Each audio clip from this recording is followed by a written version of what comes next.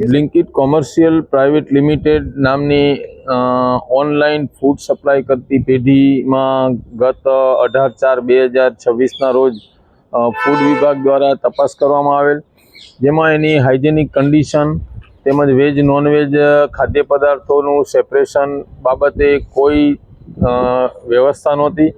FSSAIના કોઈ નિયમોનું પાલન થતું હોય એવું નહોતું જણાવેલ.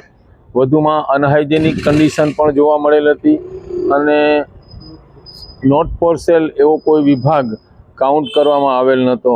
જેથી આ પેઢીને અમે ત્યારે નોટિસ આપી સોમવાર સુધી આ બધી વ્યવસ્થા કરવા જણાવેલ હતું. આજ રોજ સોમવારના રોજ 20 તારીખે અમે તપાસ કરતા સદર પેઢીમાં અનહાઇજેનિક કન્ડિશન, બાવા જાળા અને એ બધી વ્યવસ્થા કોઈ પેસ્ટ કંટ્રોલ કે એવું કરવામાં આવેલ નહોતું અને લાઇસન્સની શરતો ને ફૂલફિલ ન થતી હોય પેઢીને કોઈપણ ખાદ્ય પદાર્થનું વેચાણ ન કરવા અને જ્યાં સુધી લાઇસન્સ મળે નહીં ત્યાં સુધી આ સેલિંગ બંધ કરાવવામાં આવેલ છે. દંડની કંઈ કાર્યવાહી કરવામાં અત્યારે કોઈ દંડની કાર્યવાહી નથી કરવામાં આવેલ, પણ પેઢીનું વેચાણ બંધ કરાવવામાં આવેલ છે. કેટલા દિવસ? જ્યાં સુધી લાઇસન્સ ન મેળવે ત્યાં સુધી.